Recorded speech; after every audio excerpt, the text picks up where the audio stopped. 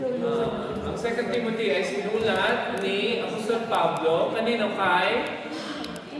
Timoteo. Palagay niyo, ito ay una o pangalawang sulat niya? Pangalawa. Sabihin ko sa inyo na ito ay pangalawa at huli. Yung sinasabi natin sa pagkikaimamatay na sinatawag natin yan, last will and testament. Mamamatay na siya, kaya meron siyang huling bilin para kay Timoteo. At si Timoteo ay isa sa mga disciple niya. Si Timothy ay kapart ng tinatawag ni Apostle Paul na apostolic team. Sabihin niyo apostolic team. Ang pagkakaiba ng apostolic team sa pastor, ang pastor ay local church pastor. Katulad namin na Pastor Aglo, Pastor Melody. Kami ay steady sa isang lugar. Diba? Ang yung apostolic, pag sinabi natin apostolic, at trabaho nila first, nagtapaglan sila ng mga churches. Tulad ng Apostol Pablo, ang calling niya, mag-plant ng churches mula Antioch papuntang Rome. Diba? Ang layo ng biniyahin niya through boat. Kaya ito ang last na letter niya kay Timoteo. At sabi niya, Timoteo, meron gusto akong ibilin sa iyo sa mga Ephesus. Alam ko kung sino ka. Pero gusto kong i-correct mo ito. Ang trabaho ng mga apostle is sila mga sinasabi natin sa English na troubleshooter. Sabihin niyo nga troubleshooter. Dahil ang problema sa isang local church, walang pastor. Ang trabaho ni Timoteo is maghanap doon sa congregation kung sino ilalagay niya para pastor. Yan ang trabaho ni Timoteo. Yan ang trabaho ng isang apostol. Again, ang isang apostol ay hindi title. Alam niyo ba yung title? Maaaring papalit? Hindi ang title. Diba? It's not a position. Kung sasabihin ko sa inyo, napaka-baba ng term ng ang word na apostle sa English, sa Hebrew ay shaliach. Ano na wala yung trabaho ng shaliach? Tagahatid Yung messenger. nasa wall, alam niya, yung kulay blue, Tagahatid messenger. shaliach. Sino yung nag-deliver ng pizza, kung ano man. Iba-iba kung anong dinideliver nilang in-order mo, sila yung mag-pick up sa isang lugar, dadalhin sa inyo. Diba? Sino gumagamit ng wolf dito? Diba? Yan ay shaliach. Ibig sabihin ng shaliach, somebody who is sent, or in short, messenger. Messenger. Kaya in this context, kung sa context ng church, I'm a shaliach. I'm a messenger. I got something from the Lord and I want to give it to you. Ang tawag natin dyan, delivery man. Alam niyo ba yung delivery man? Ang delivery man is nothing actually. Ang trabaho lang ng delivery man ay mag-deliver. At magsihingil ng yung bayad ang nagpa-deliver, di ba? At nahingi pa ng tip, di ba?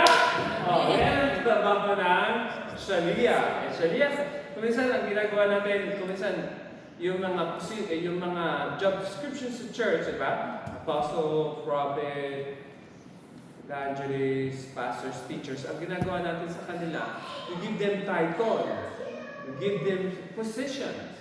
They're not actually positions, they're functions. Yan. Ito. Ngayon, si Timoteo, nag-warning siya ng ano pala, I think palagi sinasabi ni Pastor Ramel itong scripture na ito. At siguro ulitin niya pa ulit. Paborito niya itong scripture na ito. Natatag po sa 2 Timoteo, chapter 3, mga huling araw. 1, 2, 3, go! Unawain mo ito.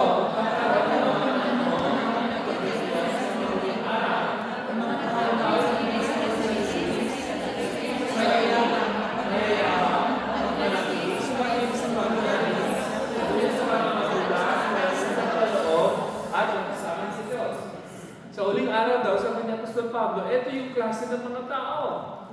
At I wish, yung klase ng mga tao yan, ay tagalabas.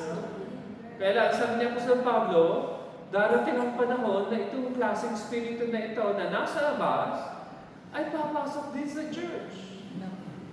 Kaya, bakit ganon? Dahil kung isan, tayo na light, salt and light of the world ay nagdidilim na, nawawalan na ng araw. At napapasok na rin sila sa atin. At kung minsan, yung influensya nila ay mas malakas kaysa sa atin. Diba? Kasi ko mga kapatid, kung kami nasa kakain kami pamilya, ang prayer namin maikli. Wala. Kayo yata, pagka kumakain kayo sa labas, hindi nga kayo nagpipray eh, di ba? Thank you, Lord, sa pagkain ito. Diba? Ayaw natin kasing yumuko at kumakain, di ba? Parang hassle naman, nakatingin yung waiter sa akin. Parang ayaw natin, di ba? Parang yun lang maliit na bagay, mag-pray sa pagkain sa public, parang naiiya na tayo. Yung pa kayong tanongin ko, kayo naniniwala ko kay Jesus, yun lang yung pa kayong tagapagligtas. Napakadali natin kayang i-deny. Kung saan yung ating light, hindi natin mailiwanag sa labas dahil naisa-isin makasabihin nila, extreme kami pag kami nag-pray sa labas. Eh kung ano, so what? Kung extreme na, at least di mo dininay mo. Yeah, amen. Amen na, mga kapatid. Kasi nahiya tayo, no? Sa yung mga pananampalataya natin. Ito pa, sabi niya, pagkakaroon ng kapighatian, ito yung ang sabi ng Hebrew, ang sabi ng English, perilous or dangerous. Magkakaroon daw danger sa mga malagay niyo, mga huling araw na tayo. Amen. Sa panahon ni Timoteo, ang palagay niya nung sinusulatan niya si Timothy noon ay huling araw na. And sinulat niya ito, AD 67, AD 68, huling araw na noon, di ba salang huling araw na ngayon? Nako. Sa panahon ni Paul, sa panahon ni Jesus, itong land na ito ay hindi pa tinatawag na land of Israel. Yeah. Ang tawag natin dito noon ay Palestina. Dahil itong mga Roman na ito ay parang gusto nila ipakita na hindi ang mga Israel ngayon ang may hawak ng Israel. Kundi kami, mga Romano, at ang ginamit nila yung mga kalaban ng Israel sa lumang tipan, mga Philistines. Kaya tinawag na yung lugar na Palestina. Sa panahon ni Jesus, AD 30, wala pang state of Israel. Ang naghahawak dito sa lugar na ito ay hindi si Bibi Netanyahu, kundi si Julius Caesar, yung mga Greco, yung mga Greek gods, yung mga Greek rulers, ang nag-handle dito. Hanggang sa mamatay si maborn natin sa Apostol Pablo ng AD 40. Hanggang sa mamatay siya AD 67, 70, wala pa rin State of Israel. Kailan nagkaroon ng State of Israel? Shamiot Al-Ba'inde Shmone, 1948. Nung pinanganak si Jesus, walang State of Israel. Meron Bethlehem, pero walang State of Israel. Nung si Jesus ay namatay at muling nabuhay, walang State of Israel. Ang naghawak dito ay Greek. 70 AD nung winasak ni Emperor Tito ng Roman ruler itong lugar na ito, wala pa rin State of Israel. Kailan nagkaroon ng State of Israel? 1948. Na sinicelebrate natin yun na Yom Hashmaut, di ba? Tapos tawag ng mga Palestinian, Nakba. Di ba? Ang ibig sabihin, Nakba, disaster. Dahil nagmula ng May 16, 1948, nawalan ng pwesto ang mga Palestinian. At sinong binigyan ng pwesto? Mga Pilipino. Hallelujah. Hallelujah. Yan ang dahilan kung bakit ka narito. Amen. Imagine yung mga Palestinian ho na nandiyan mas lalo ngayon, nandiyan sa Gaza, Judea, Samaria. Pupunta ng Israel, araw-araw, everyday kang pupunta, umaga, hihingi ka ng visa sa border bago ka makapasok. Amen, tama kapatid? Ikaw kapatid, di ba once a year ka lang pupunta ng Israel, di mo yung visa mo, di ba? Nako. Yung iba sa atin, na katulad ko, wala pa ang visa, hallelujah, dito pa rin, di ba? Amen, di ba? Tago lang tayo ng tago, pero dito pa rin tayo, di ba? Ang ibig sabihin, pero sila, wala silang freedom, mga katulad natin. We can stay there. Di ka pinapalayas. Binibigyan ka palagi, nagkakapag-renew ka palagi. sila ay hindi sila binibigyan ng chance. Kasi bakit hindi sila binibigyan ng chance? Dahil pagkatapos ng war ng 1948, di ba, nilusot ng 5 bansa ang Israel, binigyan sila ng tinatawag nating right of return. Yung mga Palestinian na lumalaya, sabi ng Israel, kung gusto nyo maging Israeli katulad namin, balik kayo at bibigyan namin kayo ng Israeli ID. Tinanggap ng mga Palestinian na hindi. Ang iba. Hindi. Ayaw nilang maging Israeli. Gusto nila, green ID hanggang ngayon, green ID pa rin sila. Entendihan niyo ba? Kung inalok sa Pilipino yun, kami lahat. Di ba? 1948. Kami lahat. 2 kamay, pati paapa, di ba? Kaya, ang yayaman ng mga Palestinian noon, sinishare mo ba sa kanya? Ito case sa'yo. Binigyan sila ng pagkakataong i-embrace ang Israeli citizenship. Sabi ng mga Palestinian, ayaw namin, gusto namin ang sarili namin state. Hanggang ngayon, nahingi pa rin sila ng state. At I hope kung sila magkaroon ng state, ano? Gusto bakit ayaw mo ng Palestinian state? Hello? Huwag ka na magtatawag mo. Hello? We are in the service. Naintindihan mo, Pastor, bakit ayaw magkaroon ng Palestinian state? Hindi may problema tayo ulit. Di ba? Nung Martes ka, problema natin immigration. Ngayon, problema natin Palestinian pa. Mas mahirap na problema yung Palestinian. Pastor, bakit mo sinasabi yan? Ang tingin niyo sa'yo, dahil itong sa mga Pilipino ito, ang dadami na wala kaming mga trabaho tuloy. Ang tingin sa iyo ay, what do you call this?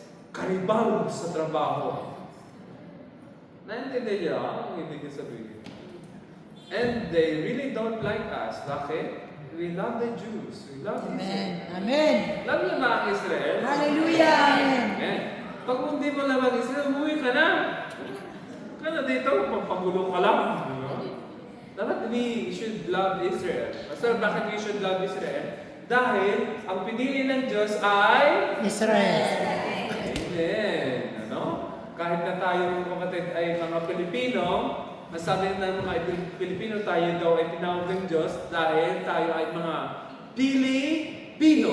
Pili na Pino pa. Ewan ko. Maraming magaspang na Pilipino na kilala ko. Kaya, yun ang tagapin na lang natin. Pili. Ayaw, pili siguro dahil kung pinili tayo ng Diyos. Imagine sa lahat ng mga ancient nation, tayo ang ano?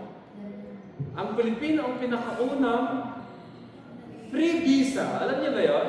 Pag ikay turista galing Pilipinas, you pick up your visa sa airport, sa Big Curion. Noong unang panahon, walang right ang mga Indonesian, Chinese na gano'n. Ngayon, meron na dahil nagkapera na sila. Pero noong panahon ko, year 2000, 1990s,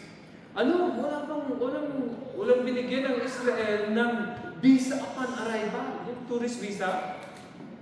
Sa Asian nation, lahat may visa. Hindi, ngayon, iba na, ano? Pero sa panahon, 1990s, pag ikaw ay Chinese, punta ka dyan sa Big Curion, sabihin na, uwi ka. We don't have diplomatic relationship with China. Dahil tayo mga kapatid, noong 1948 na pinagbutuhan na ang Israel ba ay iboboto ng Pilipinas na maging state. Ang sabi ng Pilipinas ay? Yes! Bakit sinabi ng Pilipinas na yes? Dahil mabait ba tayo? No. Sabi ng Amerika, iboto nyo yes. Sabi natin, amen, Amerika.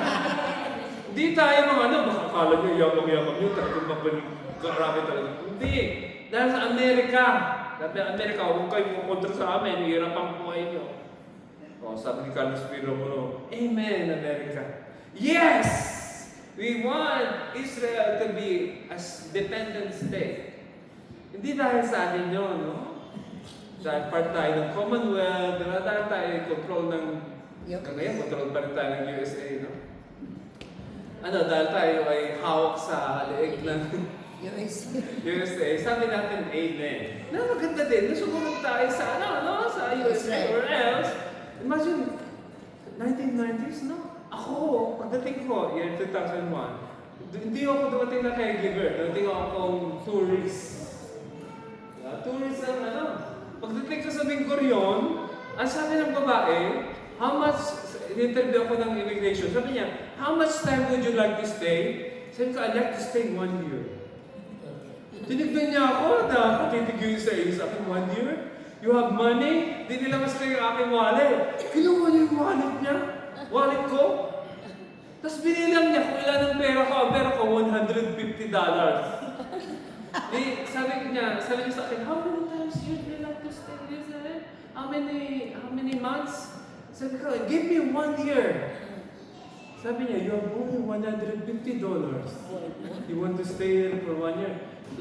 Let's get this right, sabi niya.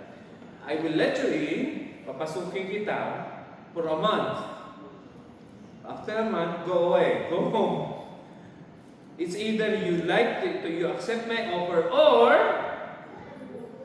i-push mo yung 1 year at pauwiin na lang kita. Ang sagot ko, give me 1 month. Hallelujah. That was November 31, 2001. Di na ako nakaalis. Dumating ako dito, may buhok pa ako. Meron pa akong yung tinatawag na sa English na fly away. Alam niyo yung fly away? Yung inaagot mo kanya, malalang fly away si Papa Le, parang goods na yung short. Alam niyo yung fly away? Yung ginaganyan mo yung buhok, ginigilan mo para tumatak. Meron pa ako noon, Brother Binir. Sabi ko, pagtingin ko sa sarili ko, wow, ang ganda ng buhok ko. Ngayon, wala na. Yun na yun, November 31, 2001. And the rest was history. Hindi na ako nakaalis, mga kapatid. Napako na ako sa isa. Kasama ko si... I think, anong buong ka, Pastora? November 31. Ibang flight. Parehas pala kaming pumasok ng Israel ni Pastora Glo. Gabi ako. Pastor, anong ibig ko sabihin ngayon? Ngayon, ito na ang mga signs. Tignan natin itong mga signs. Ano muna? Ang tayo magiging... Makasarili sa Ang ibig sabihin ng makasarili ay lover of self. Or pelatu, sabi ng Greek. Ang ibig sabihin ng pelatu ay ang nangunguna sa iyo, yung sarili mo. Diba? Ang love mo ay sarili mo. Sabi niya, sa mga muling araw, ang mga tayo magiging, ang love nila ay sarili nila. Ano susunod na love nila? Sakin sa sarili. Diba? Diba? Kung minsan natitempted tayo dyan, ano? Kung minsan, kung pagpipilian natin, anong pipiliin natin? Lord o pera? Diba? Kung minsan, nahihilo din tayo ng pera. Amen ba? Yes. O, ako lang. Diba na, nahihilo. Yes. Mabigat yung hila ng part-time. Diba? Ano ba susunod? Ang mga ulit araw na tayo magiging? O, diba? Pagka ikaw ay love ang sarili mo, love ang sarili mo, at marami kang pera, ikaw ay magiging mayaman, no? Hindi ko alam kung anong difference ng mayabang at mapagmalaki. Parehas lang. Parehas lang ba? Diba? Mayabang is arrogance. Pinagmamalaki mo yung iyong sarili. Yeah. Ganun din. Mapagmalabis, sobra-sobra. Pinagmamalabisan mo yung iba. Ito na yung sa iyo, di ba? Minsan tayo gano'n, no? Nakakuha ka na ng maraming chicken. Alam mo yung mga iba wala pang chicken, dadagdagan mo pa yung chicken mo, di ba? Ang tawag natin dyan ay mapagmalabis, di ba? Isipin mo muna, may mga iba din nakukuha, di ba? Ba? Gusto niyo matapos ang sermon na ulit, kakain na tayo ulit. Mapagmalabis. Tapos susunod ay suwayin sa magulang, di ba? Nakikita niyo ba yun sa mga anak niyo, sa mga may anak, di ba? Suwayin sa magulang. Ayaw natin nang magpasabit sa iba, ano? Magiging suwayin na tayo. Sunod, ano yung sunod? Walang utang na loob. Walang utang na loob. May mga nakikita ba kayo dito? Sa mga kaibigan yung ganyan? Yes. Makasarili, sakit sa salapi, mayabang, mapagmalaki, mapagmalabis. Yung mapagmalabis, diba yung sinusobrahan mo ng sinusobrahan yung pagpipagdil sa iyo, sa iba.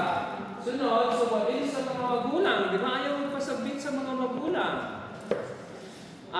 Pagka nakita natin yung characteristic na ito sa labas, parang maintindihan pa natin dahil sila yung mga unbelievers. Tama ba? Ang problema natin, pag ito'y pumasok sa church, no? Na ang mga churches din ay makasarili, hindi sarili mo lang iniisip mo, o sa kimso sa lapi, di ba? Yung parang, kung minsan meron akong damdamin na ganito, ano? Bakit ako nagagalit sa presidente, sa gobyerno? Nainis ako na hirap na hirap ang Pilipino, tapos nagpapakasasa yung mga politiko. Nako. Para sa akin, parang, it's not fair.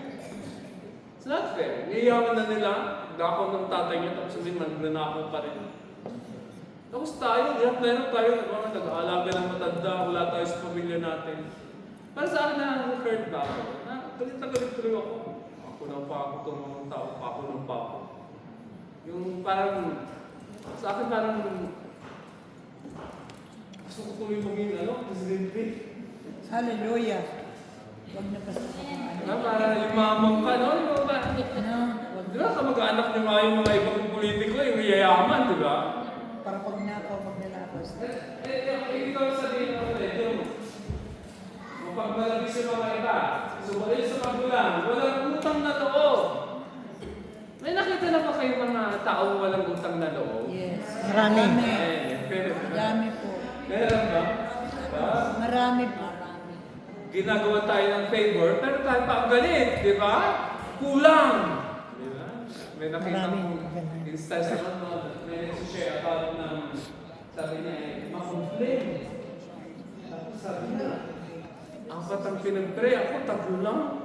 May parang magkukomplain ka din kaagad, no? Na, anong susunod, anong pinaka-last dito sa listahan natin? Kalapastanganan. Diba? Maraming mga tao ngayon, hindi na naniniwala na mayroong Diyos. Kayo po mga kapatid, naniniwala na mayroong Diyos? Amen. Naniwala kami. Naniniwala pa rin ba kayo kung kahit kuminsan ang Diyos ay hindi sumasagot sa panalangin? Amen. Diba? Kuminsan mga panalangin tayo na hindi pa rin nasasagot, diba? Isa sa mga panalangin kung hindi pa rin sumasagot ay yung mama ng Pilipinas. Nakalbo na ako sa kakapare. Mahirap pa rin ang Pilipinas. At para sa akin, parang wala na ako ng pag-asa. Kaya ang advice ko na lang sa atin mga, kung meron kayo pagkakataon, huwag mo yung Pilipinas, mag-cross ka na lang. Para sa akin, parang yun na lang ang parang pakonsuelo ko. At least makita kita, Canadian, hallelujah. American, hallelujah. European, Spanish. Huwag Pilipino. Kasi bakit? Ay, blend ko sa Pilipino. Ayaw mo babalik ka sa hirap. Diba? Eh kahit wala ka ng papel katulad ko, huwag ka muna umuwi. Huwag mo muna, at least dito may kita. Amen. Pag uwi mo doon, parang hindi ko matatanggap na mahirap muli ang buhay mo. Dito kaya wala kang wala kang bala. Pero pag ikot mo, may kita ka. Pag ikot mo, may kita ka. Kahit saan ka umikot, may kita. Amen. Doon, ikot ka ng ikot ng ikot, walang kita. Ang mga gobyerno ang kumikita ang mga magnanakaw. Totoo. Na, kuminsan, it hurts me a lot dahil ang nagsasuffer mga tao. Ang system natin, yung gobyerno ng system natin, bulok. Pati mga nakaupo, bulok. Sobrang bulok. Totoo. Ako minsan sabi ko, Lord, kaya kami yung Lord, ano kayong pag-asa namin? Nako. Naghihintay yung mga vulkano mag-erupt, naghihintay yung earthquake, sumabog sa buo. Pag nangyari na ito, nagkasabay-sabay, ano kayo mangyayari sa Pilipinas? Dadating na ulit bagyo, baha, katatapos ng ating tag-init, di ba? Sunod pagkasad.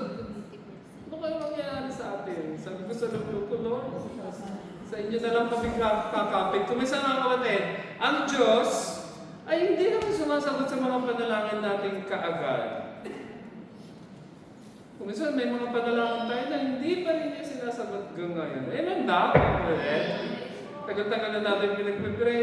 Kunwari si Intay, tagal-tagal ko na pinagpipray si Intay mag-asawa. Ngayon, gawa pa rin asawa. Hallelujah. Sa loob-loob mo, minsan mga Lord, talagang tinawag mo ba siya talagang parang maging katulad ni Pastor Ferdy? Parang gano'n na lang ang usap ko. Parang, Ganyan na ba talaga? Maganda naman si Intan, no? Talented, no? Magandang boses. Saan ka na, di ba? May bahay na rin. Hallelujah. Di ba? Sabi ng mga ina, asawa na lang ang kulang. Di ba? Pero minsan may mga panalangin tayo na hindi sinasagot ng Diyos. Hindi sinasagot ng Diyos. Ang tagal-tagal ka na nag-pray para sa Pilipinas. Hanggang ngayon, nahihirap pa rin. So, bakit kaya? Una sa lahat, dami natin Diyos-Diyosan. Mga nakaupo sa ano natin, politiko natin, mga Diyos-Diyos ang lahat ng love. Hindi si Jesus. Nako. Mas love nila si Santa Maria, San Jose, at kung sino mga santo, kaysa kay Jesus. At ang Jesus na kilala nila ay Santo Niño. Imagine, di na lumaki. Di na lumaki yung Bata pa rin. Bata pa rin ka ngayon. Punta na tayo sa susunod na verse. Sila yung magiging, 1, 2, 3. Sila yung magiging walang kapag, mamamay ang uli. Sila ang magiging sa sarili, mababamis at namumuli sa mabuti. Sila yung magiging taksi, kabaya, mapuso, ibigin sa kabayaan, sa kalis na paligid sa Diyos. Yung sa nakaraan sabi ko, maibigin sa sarili, di ba? Dito sa sa last part, maibigin sa kalayawan kaysa sa halip na maibigin sa Diyos. Nalala din, di ba? Ito na, sabi niya, sila ay magiging malupit. Magiging malupit daw ang mga tao. Walang habang. Hindi naaawa.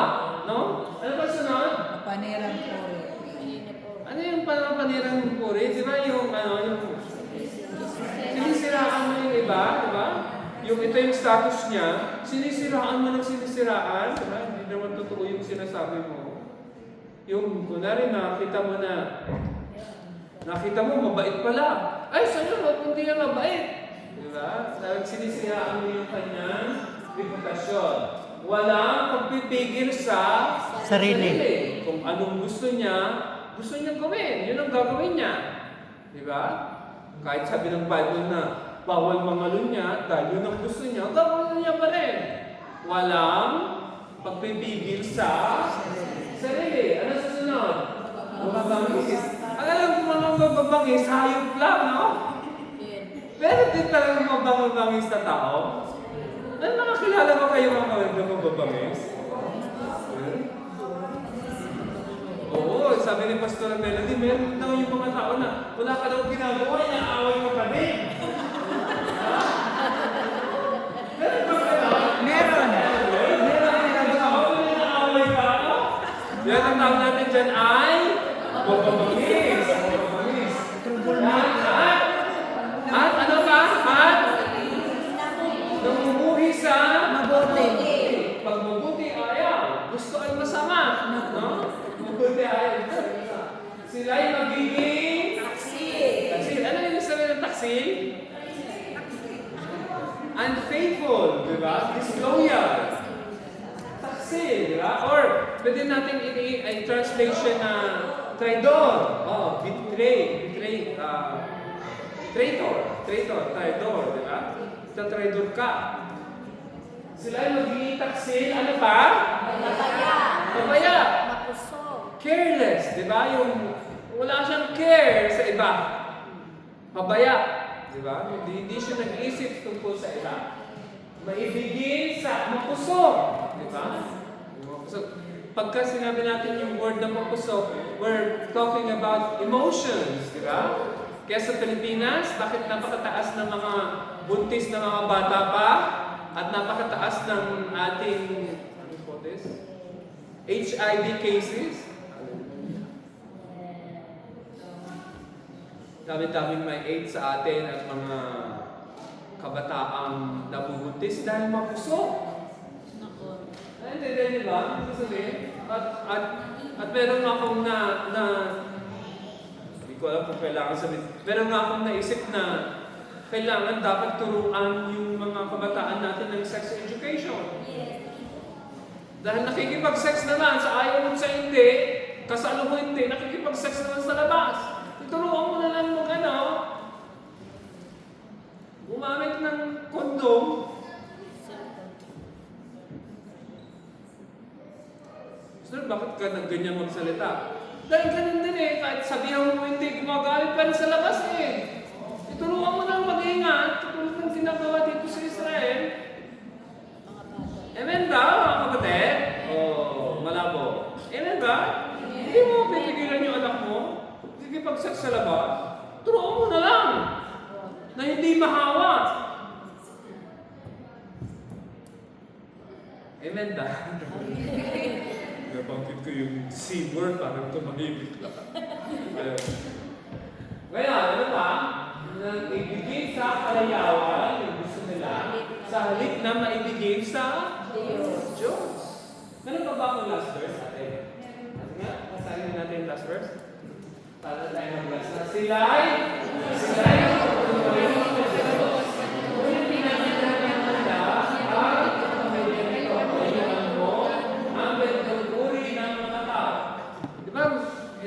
I hope makakita ninyo, no? Itong verse na ito, sabi niya, sila ay nagkukunhuring maka-Diyos. Diba? Siguro nakauputi, nakaabot mo, napakabanal sa labas, no? Hindi makabasa pinggan.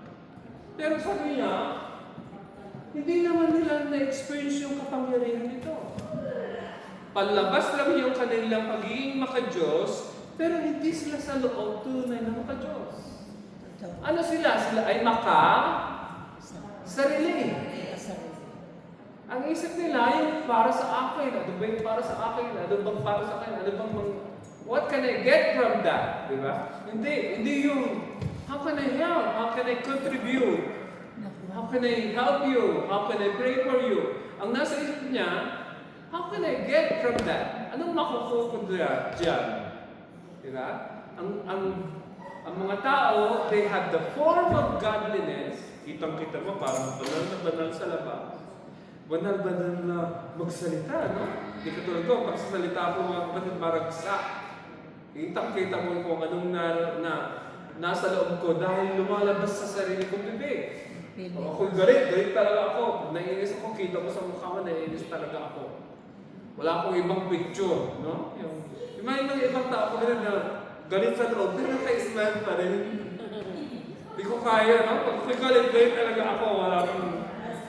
At gusto kong sabihin na galit talaga ako. Yung mga ayaw kong sasabihin na, okay ako, thank you. Hindi. Pag ako I woke up in the wrong side of the bed, at sabi ko, Pastor, kamusta? Nasasagot ko sa'yo, malas.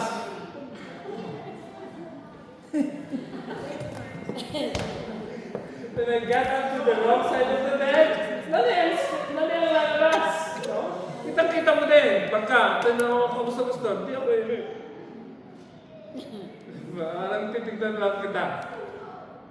Parang kung minsan, kung minsan tayo mga Pilipino, ang ganda-ganda ng tradisyon na, grabe yung pinagdadaanan mo. Kamusta, Brad? Okay po. Sa loob niya, ngaling-ngaling niya pumatay ng tao, no? Okay po, Pastor. Thank you. Napakaganda ng attitude ng Pilipino, di ba? Parang hindi mo makikitaan ng masama. Amen ba? Amen. Ito ang advice ni Timothy. Timothy, makikita mo itong mga klaseng tao ito. Ano sabi niya? Makipellowship ka? Iwan siya. Pag nandyan, ito sa malayo. Meron kasi tinuturo si Apostol Pablo na ganito. Sabi niya, bad behavior corrupts good character. Bad behavior corrupts good character. Ibig sabihin nun, pagka ang kasama mo ay mga ganyan, magiging katulad ka nila. Yes, totoo. Most probably, hindi ikaw ang makaka-influensya sa kanila, but instead, ikaw ang may-influensya. Yeah. Dapat ikaw Basta bakit? Mas malakas ba yung spirit na sa kanila kaysa Holy Spirit na nasa akin? Hindi, ganito ito. Yung spirit na nasa kanila, satanic, no? Ang Holy Spirit, ang pagkakaiba ng satanic spirit, ano siya, matapang at nalaban, ano? Kakaibig ka talaga. Ang Holy Spirit is very gentle. Yeah. Talo yan. Talo ang Holy Spirit sa mga ano. Pastor, paano naman ang Holy Spirit nga? Kung ikaw at Holy Spirit, ikaw kaya ang mananalo sa Holy Spirit? Yeah, totoo. Gentle. Sus ko to, oo, hindi. Oo, talagang ikaw ang mananalo. Dahil ang Holy Spirit isasuggest nyo sa iyo, ikaw mag-choose kung gagawin mo o hindi. Yeah. Wala ba yan? Ano? Amen. Hindi yung, ang Satan, ang gagawin niya, kaya nakalitaan niya ba yung mga napuposes? Yes. Yung napuposes, ang mata ay kulay putan, puti na, tapos may mga phone sa bibig. Nakita na ba kayo? Yung Yes, mga napuposes yes. na mga tao? Nakita niyo. Nakita ka na sa raglo? Ang satanic spirit, kaya yung mag-possess ng tao. Trabaho niya yun. Ang lakas na. Ang Holy Spirit, walang Kahit ganun. anong gamit. Bago makapag-speaking in tongues ang Holy Spirit sa pamamagitan ko, I should yield my tongue to those. Yeah. Ako may control. Hindi bigla siyang dadating sa akin at bigla na lang siyang gagawa ng Hindi. style niya. Ang evil spirit, yun ang gusto niyang gawin. No? Papasok sa tao, kukontrol ka niya, tatapong ka niya kung anong gusto niyang gawin. Dahil ang Holy Spirit, pupunta siya sa iyo, gusto kong gawin ito, Alan. Alan, gusto kong sabihin mo ito. Pag di ko sasabihin, hindi ko walang makagawa ang Holy Spirit. Yeah. Naintindihan niyo ba? Amen. Ang Holy Spirit is Very gentle. gentle. Sa Bisaya, gentle. Very gentle. Tama ka, mali yata eh. Hindi nag-i-use si Papa eh. So, ang Holy Spirit, gentle. Hindi kanya ipupossess katulad ng mga evil spirit. Ang personality niya is He comes to you and approach you. Sabi nga ng Bible eh, I come, ang pagkasabi sabi ni Jesus sa Revelation, Behold, I stand at the door and si Satan, papasok siya nang hindi imbitado. Si Jesus, ang Holy Spirit ni Jesus, bago siya makapasok sa iyo, you need to open the door. Anong gagawin niya? Hanggang hindi mo binuksan ang door, he'll continue knocking. Hindi kanya pangumunahan, ako lang bahala dito. Yan ang ibig sabihin na bakit hindi tayo makaka-influensya sa kanila. Dahil ang Holy Spirit, sa atin pa lang, may kalaban na siya. Eh, ba? Ikaw mismo, pwede mong labanan ng Holy Spirit. Amen. Wala na ba? Ano, Eds? Kaya mong labanan siya. Hindi katulad nila, mga kapatid, sila ay puspos. Puspos sila ng evil spirit. Ginagawa, para sa kanila, sa Hebrew, ang right word na yan. Itong mga binasa natin sa kanina, these are ragil. Alam niyo yung ibig sabihin ng ragil? Normal. Normal. Normal na ng part nila ito. Tayo, na mga may Holy Spirit, meron kang dadaan sa mga ganito na mga pinag-aralan natin, pwede kang makonvict, no? Yes. Ako nagagalit na, masasabi ng Holy Spirit, high blood ka, Alan, high blood. Minom ka ng amlodipine, Alan. Ang Holy Spirit nag-i-speak sa iyo, no? Pero nag-i-speak pa lang, hindi siya mag-take over na, Alan, papasok ka sa iyo, gagawin kitang kalmado. Hindi gano'n. Speaks to you, Alan. Holy Spirit to. Kikinig ka ba o hindi? Imagine very gentle ang Lord. Di kanya paghihimasukan na akong bahala dito. Yan ang trabaho ni Satan. No? Kung pumasok sa iyo, walang masabi, nagmumura ka na kaagad, no? Ha?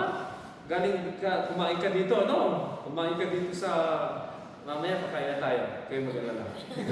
Kakain ka dito, no? Pagkatapos mo kumain, paglabas mo, nakakita mo, yung amo mo nag-text ng masama, nakapagmura ka na kaagad, no? Tabang tanong dito, nag-praise and worship ka, no? Hallelujah. Paglabas mo, nasira yung araw mo. Ang dami mo nang nasabi, ha? Tabang tanong dito, amen, amen, sister. Pero pagdating mo doon, Namura na. di ba? Eh, ba, mga kapatid? Let's go. Napasukan ka na kasi. Dito, parang nagkukonvict ang Holy Spirit sa iyo, no? Pero paglabas mo at sabi mo, ako na ngayon ang may-ari. Yan. Kaya ka na niyang influence. Eh, Pastor, what do we do? We do what Apostle Paul said to Timothy. Layuan mo yung mga yan. Baka mahawa ka ng evil spirit Yeah. nila.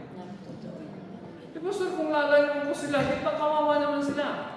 Eto, palakasin mo muna yung base. Ano ba yung base? Dapat natatagpuan ka sa local church, no? Baka mas marami kang time sa unbeliever kaysa sa local church. Yeah. Yung church, kapatid mo kuya ito sa Lord, di ba? Amen. Kahit bakit yung kapatid mo pa rin. Ganda. Amen ba? Wala. Amen. O, di ba kung minsan nagkakakitaan tayo ng ugali natin? Praise God, no? Maganda yun. Gusto mo, maganda ba yun? Oo. Ito ang problema ko mga kapatid. Kung lahat kayo anghel, sabi ko, mga peke itong mga taong ito, peke. Di ba? Gusto ko, nakakita ko na, ito, ugali niya ganito. At least tao ka. No? Hindi yung pag naglalakad ka. Pupurang sinasabi mo, God bless you, Pastor. Pagkagawa ka kapatid, sabi ko, ito, peke ito. Pwede na natin ito isama sa mga grupo ni Satanas. Hindi, tayo mga kapatid, totoo tayo. Skilling mo yung tabi mo. Pag hindi nasaktan, baka hindi tao. Diba? Tayo mga kapatid, anong ginagawa ng tao na sasaktan? Di ba nag-relax ka? Ba't ako sinike? Sabi ni Pastor, o di, yun ang tama. Maniniis ka, no? Pero pag sinike ka, amen, God bless. Meron kang konti. Pero Pastor, what is your point here? Ito ang point ko mga kapatid. Dinadal tayo ng Lord, sabi ng Lord sa atin, iwasan natin yung mga tao. Darating mga araw, papasok din yan sa church. Ang sabi ng Bible, dapat mag-ingat ka. Tignan mo, mapagmasid ka. Amen ba? Kaya kapag kayo pupunta ng church, mapagmasid ba kayo? Di ba? Baka may biglang dumating na gwapo at sabi niya ay, alam mo, hindi, huwag ka na umatin dyan kay Pastor Al, dito na lang tayo. Diba? Dito ang mga membro dito, halos nakaputi. Sa inyo, colored ang damit. Hindi yan pupunta ng langit, yung mga colored. Tingnan niyo yung pastor niyo, naka-blue. Hindi yan pupunta ng langit yan. Dapat tayo lahat na naniniwala kay Jesus, dapat pupunta ng church, nakaputi. Tapos sabi mo sa isip mo, oo nga parang si Pastor Alan, naka-blue nga tignan mo. Hindi ko pa nakita yun si Pastor Alan na nakaputi. Tapos sabihin sa iyo ng isang anghel na lumapit sa iyo, tingnan mo ang pastor niyo, nakaitim ng pantalon. Hindi yan ang will of God, dapat nakaputi. Puti sa taas at puti sa baba. Sabi mo, dapat puti pala Tignan mo yung pastora ninyo na isa, nakapula. Bawal yung nakapula. Dapat puti lang. Ikaw hindi nakikinig sa preaching ko. Ang pinapakinggan mo ay yung tunog ng mga niluluto. Sabi, parang mali yata itong church na napunta ko. Bakit yung naglilit hindi nakaputi? Bakit yung naglilit hindi din puti? Nakabaong! Diba? Dito ba kayo mga guys? Kasi mayroong kultong pumasok dito dati. Sabi niya, ang pastor niyo kulto. Ako daw, kulto daw ako. Sabi ko, bakit daw? Pastor, di ka daw nakaputi. Gusto niya, puti yung aking barong at puti yung aking pants, pati sapatos. Sabi ko yung aking eyebrow, puti din. Pag hindi ng puti, hindi galing Diyos. Dahil ang langit daw ay puti. Naniniwala ba kayo ang langit ay puti? No. Pag ang langit ay puti, di boring. Puro puti ang nakikita mo. Ang Ang langit, kapatid, multicolored. Ang daming pang kulay na hindi alam. Amen. Yes. Pag pumunta ka doon, Beautiful. ano paano ito? Pusya ba? O ano? Parang hindi mo ma-recognize dahil doon mo palang makikita. Very colorful ang langit. Kaya kunwari may papasok dito na tulto pala ang dala-dala. Doon ka na umatin, sister. Dahil doon, 10 minutes lang preaching. Tingnan mo si pastor, isang oras na. Ang tagal-tagal ng preaching niya. Dito sa amin, 10 minutes lang. Mas marami tayong food fellowship. Di ba? At yung pastor, hindi palaging ang daming binabasang verse at ang daming sinasabi. Mga kapatid, kailangan kang maging discerning. Pastor, paano maging discerning? Dapat basa ka ng basa ng Biblia. Pastor, bakit kailangan magbasa ng Bible? Imagine kung minsan hindi mo kilala. Sino sa inyo mga kapatid kilala niyo si Janice at Jambres? Janice at Jambres. Imagine, nakabasa na kayong Bible, hindi niyo pa kilala si Janice at Jambres. Lord, I pray makilala nila si Janice. Lord, tonight sa aming pag-close ng service na ito, we pray na Holy Spirit, pag hindi ka namin napapakinggan, we pray that we can hear your voice gently. And Lord, we pray, Lord Jesus, na maging center ng life namin, buhay namin na yung gospel. Amen. Si Jesus ay namatay at muling nabuhay upang kami bigyan ng buhay na walang hanggan. At habang kami nabubuhay, Lord, ay maibahagi namin ang mabuting balita na si Jesus ay namatay at muling nabuhay upang ang lahat ay magkaroon ng buhay na walang hanggan. Lord, I pray na kaming mga servants ninyo, kaming mga sumusunod sa inyo, ang maging priority ng buhay namin ay yung Word of God. Amen. Lord, makilala namin kung sino yung mga Bible characters, makilala namin kung sino kami, at masalamin namin ang aming mga sarili habang kami nagbabasa ng inyong salita. Lord, sa aming pagtatapos at Lord, magpapatuloy sa 3-minute gospel, closing prayer, benediction at announcement at closing song. We pray, Lord, na kayo ang patuloy na mag-usap sa amin at kayo patuloy ang mag-illuminate ng aming mga isip. We love you, Lord, and we thank you. Thank you for the cross. Thank you for what Jesus Christ has done for us. Upang kami maging malaya, maging tagasunod ninyo. At ilayo nyo kami, Lord, sa mga klase ng uri ng taong magdidefy o magdudungis sa aming spiritual. Thank you, Lord, sa inyong pag-ibig at pagmamahal at inyong pagkalinga sa amin. We give you glory and praise in Jesus' name. And all God's people will say, Amen.